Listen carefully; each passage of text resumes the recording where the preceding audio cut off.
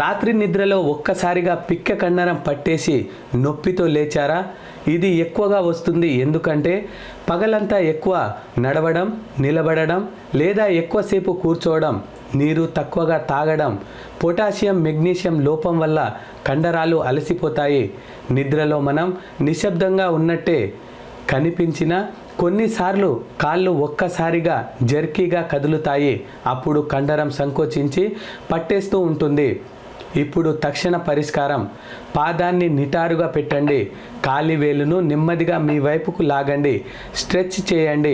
10 to 20 second. చాలామందికి వెంటనే relief వచ్చేస్తుంది. తగ్గాక కూడా నొప్పి ఉంటే వేడి నీటితో కాపడం లేదా సాధారణ పెయిన్ రిలీఫ్ ఆయింట్మెంట్ వాడండి. రోజు నీరు ఎక్కువగా తీసుకోండి. కొబ్బరి నీరు తీసుకోవాలి. అరటి పండ్లు, నట్స్ తీసుకోవాలి.